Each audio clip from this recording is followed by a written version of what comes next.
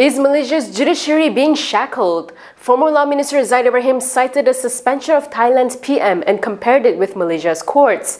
Meanwhile, police have provided an update in the Pamela Ling abduction case. Stay tuned for all this and more.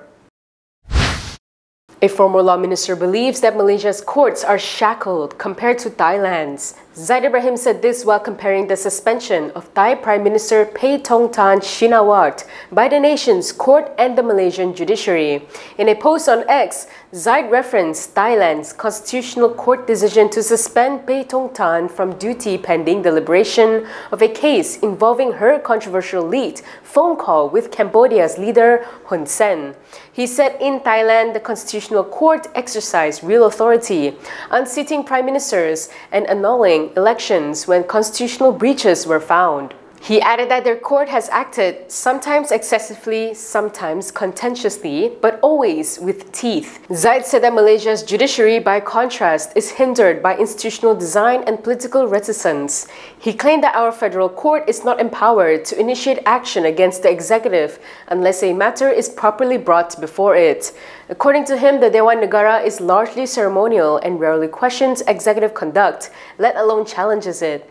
He also claimed that agencies such as the MACC or the Attorney General's chambers have not demonstrated a resolve to act against those at the top who are suspected of wrongdoing. Zaid warned that if the public continues to tolerate the moral and institutional decay by leaders, the right to demand accountability from anyone else could eventually be forfeited. With this, he reiterated his call for Prime Minister Anwar Ibrahim to temporarily step down pending cases and claims against him. He stated that this is not based on a belief in the Prime Minister's guilt, but rather on the necessity of upholding ethical responsibility as seen in the cases of mature democracies. Parti Bersatu Sabah acting president Chim has denied allegations implicating him in the purported bribery scandal involving Sabah mineral mining licenses. He said claims in the report by Malaysia Kini were grossly irresponsible with ill intention aimed at tarnishing his reputation. In a statement today, said he will not be distracted by any attempts to discredit him. He also affirmed his commitment to his roles in the Sabah cabinet and as Kundasang assembly person. He urged PBS members and supporters to remain calm, united and focused amid the allegations and to continue working hard for the people.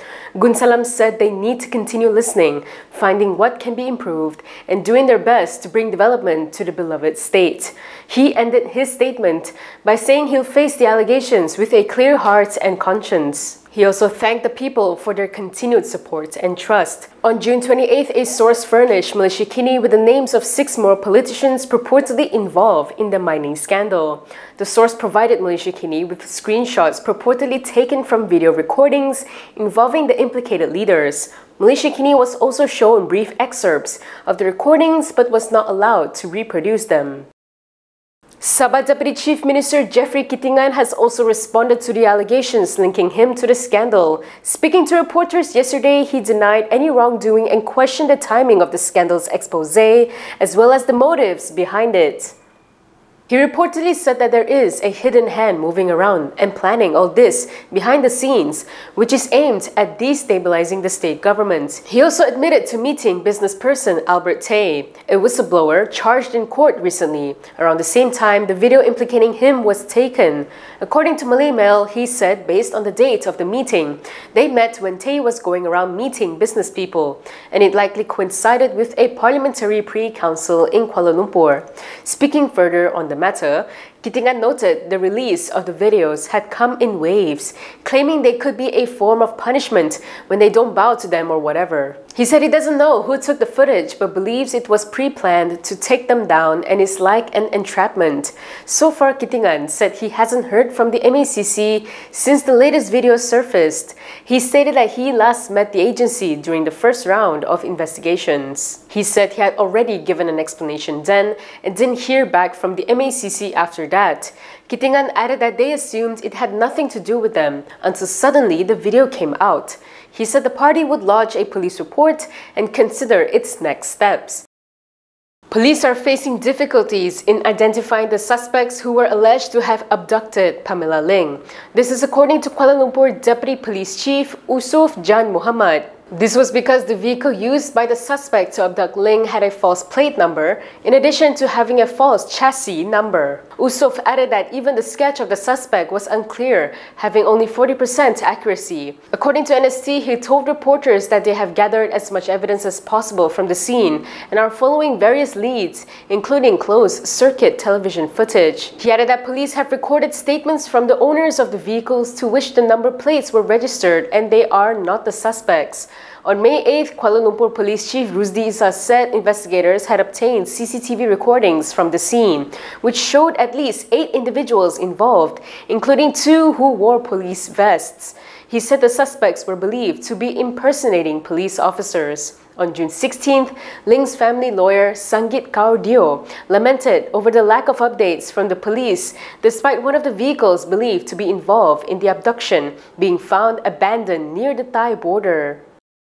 MACC has launched an investigation into the Housing and Local Government Ministry's My Kiosk project over alleged corruption and irregularities involving the tender process.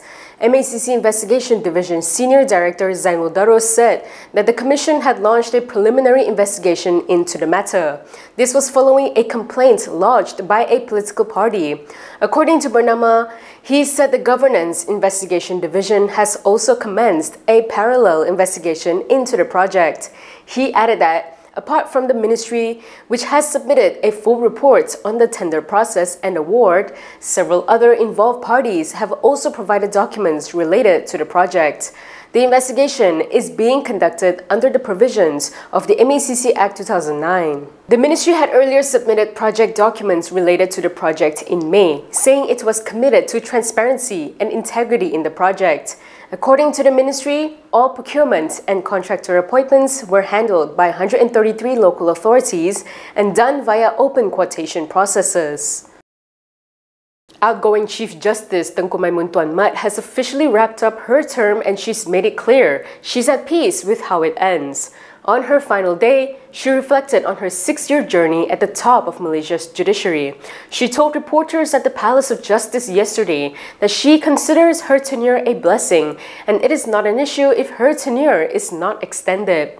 She reportedly said that she had served for 6 years, from May 2nd, 2019 to July 1st, 2025, is in good health and she feels that in itself is a blessing. She added that she has completed her term of service and has no regrets. Cosmo quoted her as saying that 6 months is not that significant compared to 6 years. She also expressed hopes that her successor and all other judges will continue the legacy of restoring public confidence in the judiciary. Tengku Maimun enters her mandatory retirement upon her 66th birthday today, unless her term is extended by 6 months, as allowed by the Federal Constitution and pushed for by various quarters. If you like the stories we produce, consider supporting us by subscribing to Malaysia Kini. Click the link in the description below or scan the QR code on your screen to subscribe. US President Donald Trump said Israel is on board for a Gaza ceasefire. He hopes Hamas will take the deal.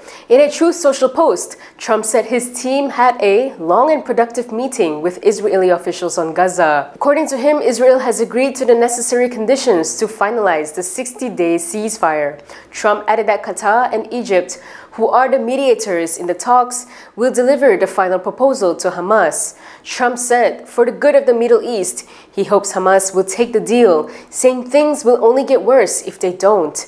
Earlier in the day, Bernama reported that Trump had said he hopes the ceasefire will be reached sometime next week. He also confirmed he'll be meeting with Israeli Prime Minister Benjamin Netanyahu in Washington, D.C. He was quoted as saying that they will talk about the great success they had in Iran and will also talk about Gaza. Yesterday, we asked our viewers what they thought about the federal court striking down Section 9(5) of the Peaceful Assembly Act, PAA 2012, which required organizers to notify police 5 days before a planned gathering.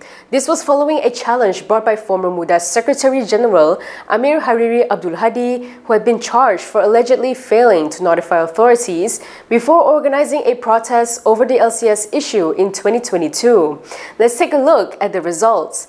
A majority of voters at 67% thought that it was good. They said it will strengthen our freedom of assembly and expression. 20% said there are pros and cons to the decision and clear guidelines are needed. Meanwhile, 12% said it is concerning as assemblies may be unregulated. A lot of voters praised Chief Justice Tengku Maimun Tuan Mat for the decision. Some voters raised the issue of rules and guidelines, saying that it is needed for the safety of demonstrators. What are your thoughts on the matter? Share your views in the comment section below. That is all from me today. For more stories, you can go to KiniTV.com. You can also follow us on Instagram, X, YouTube, and Facebook for the latest news updates. I'm Camelia. Thanks for watching.